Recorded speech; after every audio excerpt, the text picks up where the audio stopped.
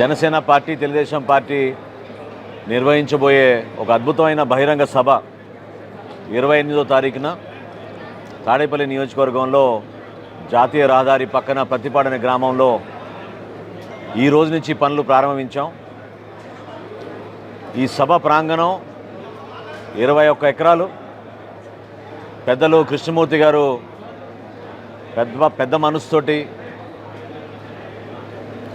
బొలిశెట్టి శ్రీను గారు రిక్వెస్ట్ చేసినప్పుడు ఆయన అంగీకరించి ఈ మీటింగ్ నిర్వహణకి స్థలం ఇచ్చినందుకు ముందుగా మా పార్టీ అధ్యక్షులు పవన్ కళ్యాణ్ గారి తరఫున జనసేన పార్టీ తరఫున ఆయన కృతజ్ఞతలు తెలుపుకుంటున్నాం. లక్షల మంది ప్రజలు ఎదురు చూస్తున్నారు. మొట్టమొదటిసారి జనసేన పార్టీ తెలుగుదేశం పార్టీ కలిసి ఎన్నికలకు సిద్ధమయ్యే విధంగా ఒక చక్కటి సభ.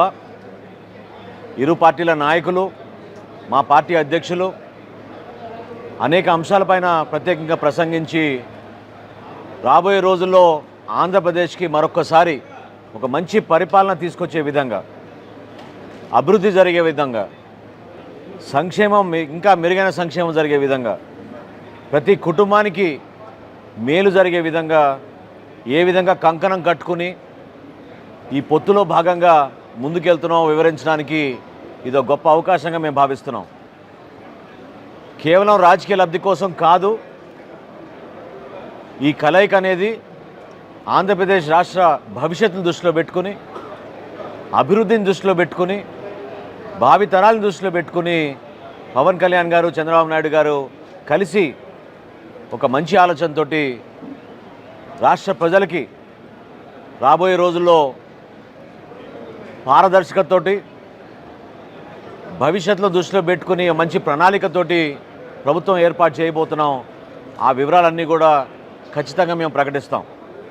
అదేవిధంగా ఒక ఉమ్మడి ప్రణాళిక, సమిష్టిగా పనిచేసుకునే విధానం ఈ సభ ద్వారా రాష్ట్ర ప్రజలందరినీ కూడా మేము ఆహ్వానించడం, ప్రత్యేకంగా తెలుగుదేశం పార్టీ నాయకులకు, ప్రతి కుటుంబ సభ్యులకు మనస్ఫూర్తిగా ఈ సభకి వాళ్ళు కూడా వచ్చి హాజరవ్వాలని, కలిసి మనం చేసుకుంటున్న ఈ సభని విజయవంతం చేసే విధంగా ఉభయ గోదావరి జిల్లాలే కాకుండా రాష్ట్ర వ్యాప్తంగా పార్టీ ప్రతినిధులందరినీ కూడా ఆహ్వానించబోతున్నాం. వేదిక పైన సుమారు 500 మందితోటి ఏర్పాటు చేసే ఈ వేదికలో 250 మంది తెలుగుదేశం పార్టీ నుంచి, 250 మంది జనసేన పార్టీ నుంచి, 175 నియోజకవర్గాల నుంచి కూడా ప్రతినిధులు ఆశీస్సులు అయ్యేటట్టు ఓ చక్కటి ఏర్పాటు మా పార్టీ శ్రేణులందరూ కూడా కష్టపడి చేయబోతున్నారు. రాబోయే 3 రోజుల్లో ఈ ప్రాంతాన్ని మరింత సుందరవందనంగా తీర్చిదిద్ది రాజకీయ ప్రస్థానంలో ఒక అద్భుతమైన సభ నిర్వహించడానికి మా జనసేన పార్టీ నాయకులందరూ కూడా కృషి చేస్తున్నారు. మరింత వేగంగా పనులు జరిగే విధంగా ప్రతి అంశం పైన ఒక మంచి ప్రణాళికతోటి, వచ్చిన వారికి తగిన ఏర్పాట్లు, దూర ప్రాంతాల నుంచి తరలివస్తున్న వారికి పార్కింగ్ ఏర్పాట్లు, ఇటువంటి అంశాలపైన ఖచ్చితంగా లోతుగా మేము విశ్లేషించుకుని ఎక్కడ కూడా ఒక్క పొరపాటు లేకుండా సురక్షితంగా ప్రతి ఒక్కరూ వాళ్ళ గ్రామాలకు వాళ్ళు తిరిగి వెళ్ళే విధంగా ఏర్పాట్లన్నీ కూడా చేయబోతున్నాం.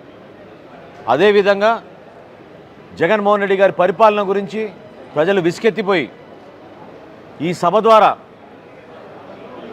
వారి తరఫున గలం వినిపించే ప్రతి ఒక్కరిని కూడా వాళ్ళు మనస్ఫూర్తిగా అభినందించబోయే పరిస్థితి, సందర్భం ఖచ్చితంగా వచ్చింది. ఎన్నికల హడావుడంటే కేవలం ఎన్నికలప్పుడే కాకుండా ఎన్నికలకు జరగబోయే ఈ ప్రయాణం గురించి కూడా పవన్ కళ్యాణ్ గారు, చంద్రబాబు నాయుడు గారు ఖచ్చితంగా వివరిస్తారు.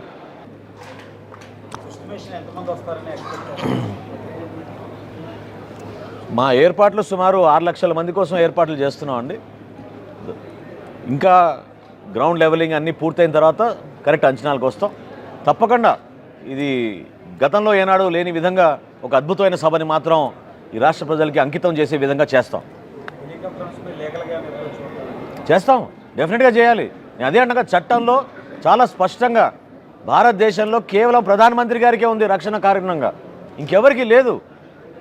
ప్రభుత్వ హెలికాప్టర్లు, ప్రభుత్వ వాహనాలు ఎన్నికలప్పుడు వాడకూడదు అని ఎలక్షన్ కమిషన్ నిబంధన ఉంది, చట్టంలో ఉంది. దాన్ని అతిక్రమించి మీరు హడావడిగా ఈ 40 రోజుల్లో ఎందుకు మీరు 2 హెలికాప్టర్లు తెచ్చుకుంటున్నారు? ప్రశ్నిస్తాం తప్పకుండా దాన్ని. జనసేన పార్టీ ఎన్డీఏలో భాగస్వామి అండి. రాబోయే రోజుల్లో భారతీయ జనతా పార్టీ కూడా కలవాలనే ఆకాంక్ష ఎప్పటి నుంచో పవన్ కళ్యాణ్ గారు పదే పదే చెప్పుకుంటూ వచ్చారు. దాని వెనుక స్వార్థం ఏమి లేదు.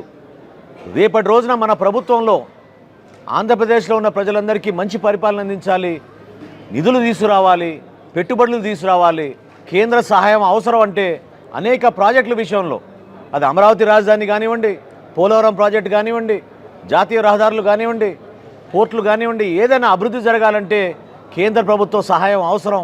నరేంద్ర మోడీ గారి నాయకత్వం ఖచ్చితంగా ఈ దేశానికి మన రాష్ట్రానికి అవసరం అని నమ్మి ప్రతి అడుగు కూడా మేము ఆ దిశగా వేసుకుంటూ ముందుకెళ్తున్నాం. చర్చలు జరుగుతున్నాయి. తప్పకుండా దానికి అనుగుణంగానే మంచి ఫలితం అవుతుందని మేము ఆశిస్తున్నాం.